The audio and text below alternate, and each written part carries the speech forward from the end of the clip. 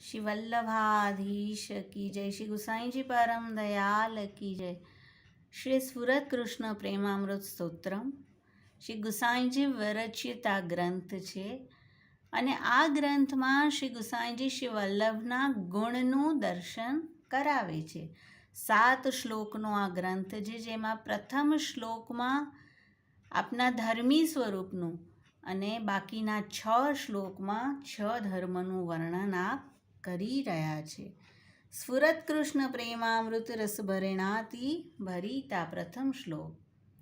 સ્ફુરિત થતા કૃષ્ણ પ્રેમરૂપ અમૃત રસથી અતિ ભરી વ્રજપતિના વિહાર સમુદ્રમાં સદા વિહાર કરનારા ગોપીપતિને પ્રિય વલ્લભ નામથી વિખ્યાત કરુણા સભગ સુભગ મૂર્તિ, સુભગ એટલે સુંદર મૂર્તિ, અમારા હૃદયમાં સતત સ્ફુરિત થાઓ. પ્રથમ શ્લોકમાં શ્રી કૃષ્ણ લીલારૂપ સેવા કથામાં પરાયણ શ્રી વલ્લભના ધર્મી સ્વરૂપનું વર્ણન કરાયું છે. બીજો શ્લોક શ્રી ભાગવત પ્રતિપદ મણિવર ભાવાંશુ ભૂષિતા મૂર્તિ. આ શ્લોકમાં ઐશ્વર્ય ગુણ વર્ણવાયો છે. શ્રી ભાગવતના પ્રત્યેક પદરૂપી ઉત્તમ રત્નના ભાવરૂપી કિરણથી શોભિત. પ્રત્યેક પદ તે ઉત્તમ રત્ન છે અને તેના ભાવરૂપી કિરણથી શોભિત શ્રી વલ્લભ નામથી પ્રસિદ્ધ મૂર્તિ અમારા નિજ દાસના સૌભાગ્યનો વિસ્તાર કરો. ત્રીજો શ્લોક કે જેમાં શ્રી વલ્લભનો વીર્ય ગુણ દર્શાવાયો છે. માયાવાદ તમો નીરસ્ય મધુવિત સેવાક્ય વર્તમાદભૂત. માયાવાદ રૂપી અંધકારનો નાશ કરી કઠિનતાથી પ્રાપ્ત થાય તેવી શ્રીમદ ગોકુલનાથની સંગમ સુધાને સહજતાથી પ્રાપ્ત કરાવનાર. શ્રીમદ ગોકુલનાથની સંગમ સુધા સહજતાથી પ્રાપ્ત થાય તેવી નહોતી, પણ શ્રી વલ્લભ તેને સહજતાથી પ્રાપ્ત કરાવનારો એક માર્ગ પ્રગટ કરી રહ્યા છે. કયો માર્ગ? મધુદ્વૈતના સંહારનો સેવા નામનો માર્ગ પ્રગટ કરી કરુણા અને અનુરાગથી અતિશય સંમુગ્ધ ગોપીજનોના ઈશ જેમના અંતરમાં બિરાજે છે તેવા શ્રી વલ્લભરૂપી સૂર્ય શોભાયમાન થાય છે. ચોથો શ્લોક કે જેમાં આપનો યશ ગુણ વર્ણન કરાયો છે. ક્વચિત પાંડિત્યમ ચેત ન નિગમ ગતિ સાપી યદિ ન ક્રિયા સ્યાત. ક્યાંક વિદ્વાનમાં પાંડિત્ય હોય પણ વેદાદિ શાસ્ત્રમાં ગતિ ન હોય, ક્યાંક વેદાદિ શાસ્ત્રની સમજ પણ હોય પણ તેવું આચરણ ન હોય, ક્યાંક આચરણ હોય પણ વૈષ્ણવ માર્ગનો પરિચય ન હોય, ક્યાંક પરિચય પણ હોય પણ વ્રજપતિમાં રતિ ન હોય. તેથી આવા નિખિલ ગુણોથી વલ્લભવર વિના અન્ય કોણ વિલસી શકે?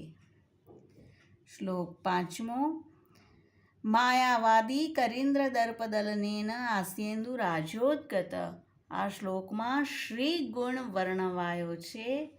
વેદના વચનથી માયાવાદી રૂપ હાથીના ઘમંડને ચૂર કરી ભગવાન મુખચંદ્રથી પ્રગટ શ્રીમદ ભાગવત રૂપ દુર્લભ રસની વર્ષા કરી રાધા વલ્લભ કૃષ્ણની સેવા કરી તેને ઉચિત નિર્ગુણ પ્રેમનો ઉપદેશ કરી શ્રીમદ વલ્લભ જેમનું નામ છે તેવા કોઈ પણ ન હતા, ન છે અને ન થશે.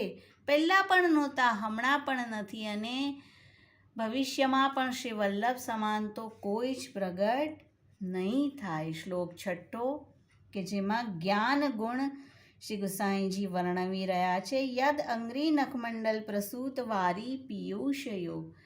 જેમના નખમંડલ પ્રસૂત અમૃત જલને જે કોઈ મસ્તક અને હૃદયમાં ધારણ કરે છે તે કલીને તૃણ સમાન તુચ્છ કરી જાણે છે. લક્ષ્મીજી વગેરે જેમના ચરણ કમલને શોધતા રહે છે તે વ્રજાધિપતિને ક્ષણમાં પ્રસન્ન કરનાર આચાર્ય ચરણનો અનુગામી હું સદા બન્યો રહું. 7મો શ્લોક. અગૌગ તમસાવૃતમ કલિભુજંગમ આસાદિતમ.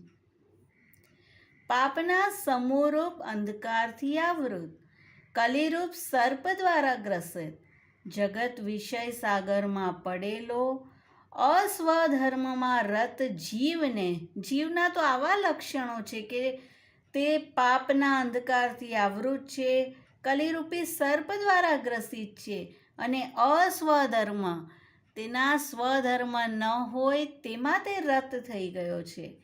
પણ શ્રી વલ્લભનું સ્વરૂપ કેવું છે? શ્રી વલ્લભની અનુકંપા અમૃતથી પ્રગટ એ ક્ષણરૂપ ચંદ્રમાં ક્ષણ માત્રમાં મૃત્યુ રહિત બનાવી દે છે. તે ચરણ મને આશ્રયરૂપ થાઓ. તો આ 7મો શ્લોક કે જેમાં આપશ્રીના વૈરાગ્ય ગુણના દર્શન શ્રી ગુસાઈજી પ્રભુચરણ કરાવી રહ્યા છે. આ રીતે ધર્મી સ્વરૂપ અને 6 ધર્મ કે જે અનંત રહેલા છે તેને પ્રગટ શ્રી ગુસાઈજી આ ગ્રંથમાં કરી રહ્યા છે. શ્રી વલ્લભાધીશ કી જય. શ્રી ગુસાઈજી પરમ દયાલ કી જય.